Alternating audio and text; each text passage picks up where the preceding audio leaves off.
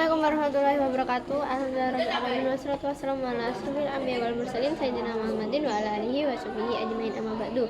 Yang terhormat kepada Abi Hanif dan Umida selaku pengasuh Direktur Pesantren Pesantren Marwah Fida, dan saya hormati kepada Miss Yun dan Miss Alfi selaku Kepala Madrasah MTS MA Marwah Fida, dan tak lupa juga kepada seluruh keluarga saya yang ada di rumah yang selalu mendukung saya dan selalu saya sayangi, dan tak lupa juga kepada teman-teman saya menunjukkan. Saya perkenalkan dengan saya Sudut Janati, saya kelas 9 dari MTS MA Marwah Fida. Saya ingin mempresentasikan PTM Majelis saya, yaitu pelajaran fikih yang berjudul tentang berwudu ya, atau biasanya wudu ya.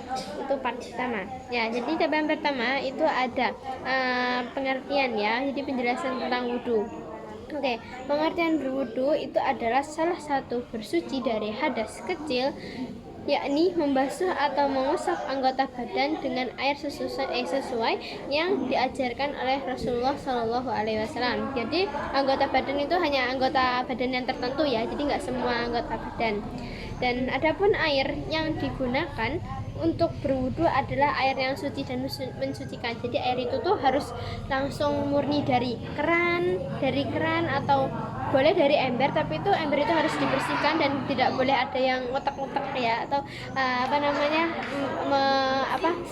memegang air itu, karena kan kita nggak tahu ya kayak tangan kita tuh najis apa enggak. Jadi kita tuh kalau lebih baiknya kita itu wudu dengan langsung dari air yang mengalir ya. Dan contohnya itu yang bisa dibuat air wudu itu adalah air hujan, air laut, air dari mata air, dan air sungai. Dan itu suci untuk dibuat wudu ya, atau diperbolehkan untuk jadi kita tuh diperbolehkan berwudu dengan air-air tersebut.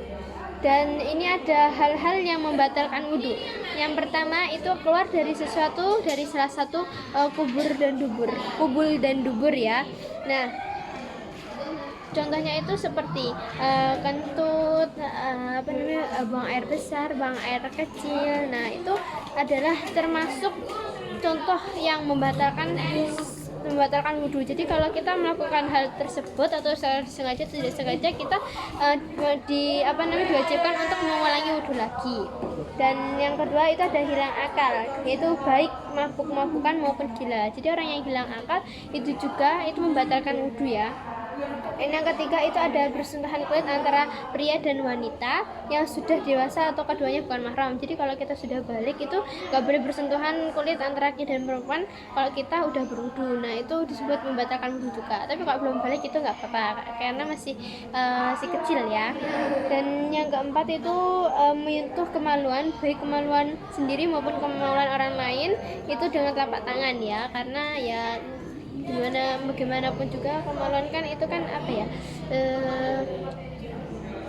dia itu kayak kan termasuk najis lah ya, kan kita nggak tahu najis apa enggaknya, jadi lebih baik kita berwudu.